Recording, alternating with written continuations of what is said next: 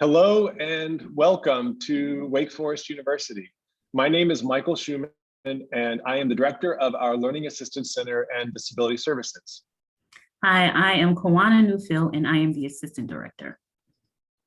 We're excited that you are watching our video today, and I'm a little disappointed that we don't get the chance to meet you all in person and share this information with you, but hope that we do get the opportunity to cross paths when you are on campus.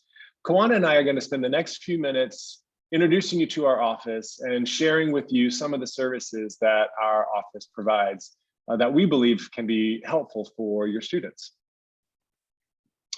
The mission of the Learning Assistance Center and Disability Services is to provide opportunities for all students to achieve academic success. And our mission guides everything that we do in our office. This slide is, I like to think of it as an introduction to the services and the topics that we're going to share with you today. On one side, you see a visual of how our operation is organized. The Learning Assistance Center and Disability Services has two main pillars on which we provide our services. On the one side, we think of it as academic support services, which includes our academic coaching program, our peer tutoring program, and the course that we teach in the psychology department.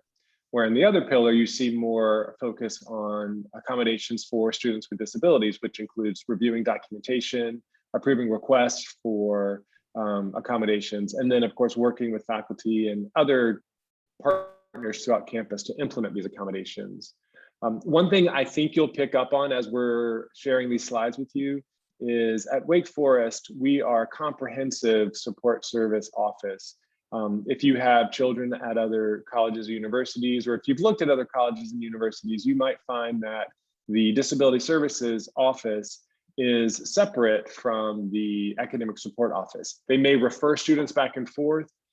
They might work well together, but at Wake, and for at least the last 30 years, we've approached this work as sort of a collaborative, comprehensive service so that both students who are interested in academic support services and students who are requesting academic accommodations for disabilities we're all operating out of the same office.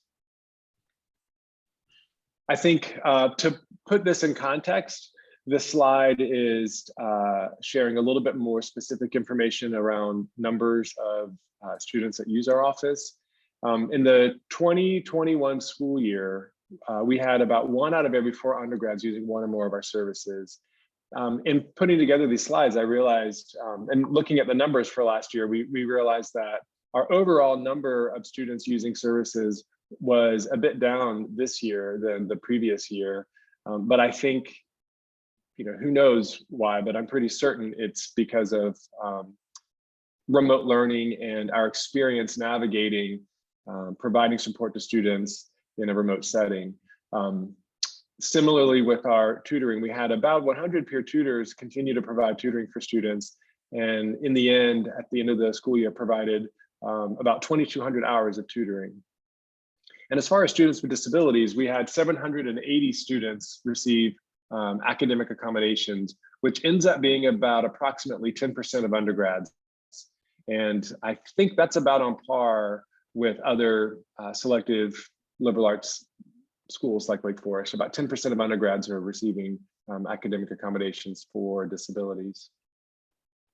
I included a couple of charts. I think sometimes students and parents like to have a visual representation of the data. You can see here, as I alluded to earlier, that this year was lower when it comes to tutoring sessions. But as Kawana is going to describe later, we have an excellent program, and we both anticipate these numbers will continue back in this upward trend. And then as far as students receiving accommodations for disability, it looks, again, sort of a continuation of a trend as we see more and more students requesting accommodations. So I'll tell you a little bit more about academic coaching at Wake Forest. Our staff, and we are staffed, in addition to Kawana and myself, we have 3 other actually 4 other full-time professional staff. We just this month hired a new staff member in our office. Then we also have a part-time tutor coordinator and a part-time outreach specialist, both of whom provide academic coaching. So there's 7 of us in the office that are providing academic coaching for students with a variety of training and experience. But what academic coaching is, well, it looks like one-on-one sessions with students. The work that we do with students is informed by research, by best practice, what we know is happening elsewhere on other college campuses, and also by our own internal assessment of, what do our students need when it comes to academic coaching. The work that we do with students, this one-on-one work, is focused on improving and enhancing academic study skills, including things like performance anxiety, test taking and preparation, time management, and other study techniques and strategies. One thing I tell parents a lot, and students too, is it's likely that your student is a high achieving hotshot, perhaps. Maybe they were at the top of their class in high school. Maybe some of them worked really hard all the time, and other students were able to maybe study the night before, or maybe found that they only had to study a certain amount for certain courses. And what I think a lot of students at Wake Forest find is that the curriculum is a lot more rigorous. And so what may have worked in high school can use a little bit more refining once they've reached the college level. And our office is here and committed to making sure that students are learning those skills and those strategies that we know are associated with success in college. What a great segue, Michael. So I'm going to talk to you a bit about our tutoring program. Tutoring is the most well-known LAC DS service on campus. A lot of our students come to us for this service. As Michael talked about a minute ago, sometimes students aren't sure what they need when they first come to college. And they may be apprehensive about seeking services or seeking help. And tutoring is a good entry point, a good way for students to kind of dip their toes in to see, what kind of academic support might be helpful for them. Our service model traditionally is a one-on-one in-person model.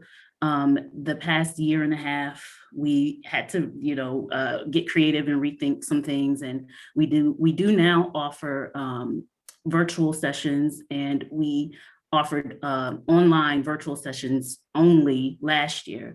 However, in the fall, we hope to be able to provide in-person as well as the virtual sessions. We have a scheduling service called WC Online that allows students to make their own tutoring appointments. We tutor for almost every subject, which makes our tutoring program a little bit more unique than some other tutoring programs at other universities. And we also offer up to 3 hours a week of tutoring for every student. When I say every subject, we tutor for almost every subject except math and writing. And you can find at the bottom of this slide links for the Math and Stat Center, as well as the Writing Center. But if it's any other subject, your student can go to our website and use our scheduling tool to schedule appointments for tutoring sessions with one-on-one with a peer tutor, or we also offer group tutoring, and we even have drop-in tutoring for students who may be in a pinch and they really need help for their chemistry test coming up tomorrow. They can go onto our website and find tutoring help there as well. Lastly, I'd like to highlight that we are certified through the College Reading and Learning Association, and our peer tutors, though they are also students, we vet them pretty well. We require recommendations from their faculty members. Any course that they are tutoring in, they have had to earn an A or a B, and we check the GPA to make sure that students are able to provide the best tutoring support that they can for other students. Our office also teaches a course in the psychology department, Psychology 100, Learning to Learn. We offer one section in the fall and the spring, and then in summer session 2, I'm currently teaching that right now. In fact, it's the first time I've taught face-to-face. I'm one of the, there are not a lot of face-to-face classes happening this summer. I think there are a number of students that sort of wanted a break and wanted to get home for the summer. But this is a class that we offer every semester. It's a 3-credit pass-fail course. It includes some individual coaching with our LAC DS staff members. It also includes a visit to the library, to the Office of Personal and Career Development, and it has a number of other guest lectures. And I've described the course as a classroom version of the work that we do with students in our office. Students learn about skills and strategies and a little bit behind the science that contributes to success in college.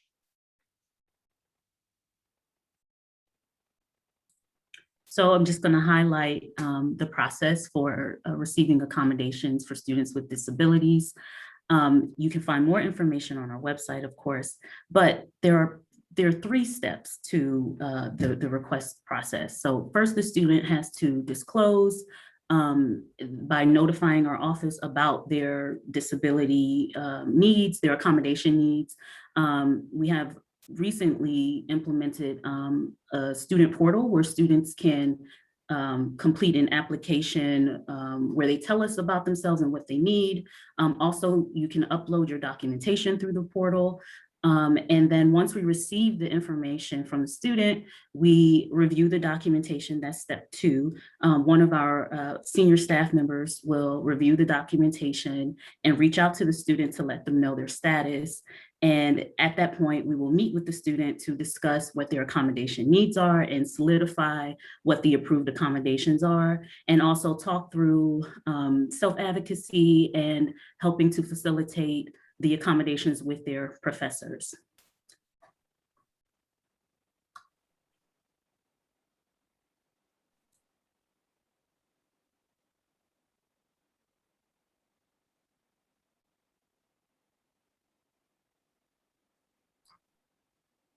Also, I want to talk about our HOOTS peer mentoring program, which I'm very proud of. We launched in 2018, so it's still fairly new. Let's see, that's 4 years old, so that's like a toddler. So we're still learning some things about what works best on our campus. Our goal was to create a mentoring program for first-year students who are transitioning to college, where they can learn from older students about accommodations, about the process of requesting accommodations and working with faculty members.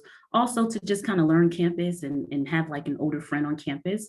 And that works well on our campus. However, once the P word hit, some things had to change and shift, and a lot of things went online. So that also got us to thinking about revamping our mentoring programs to also include an element of peer education, so that students serve more as ambassadors for our office and are able to educate the campus and each other about what our services are. And it can be open for students who have disabilities as well as students who don't. And so that is the goal. Starting in the fall, we will relaunch with a different spin on things, but we're still here. HOOTS is still here. And our owl, our mascot is an owl. And so that's partly why the name is HOOTS. It stands for Harnessing Outstanding Opportunities Through Sharing Back and Forth with Peers. Go to the next slide.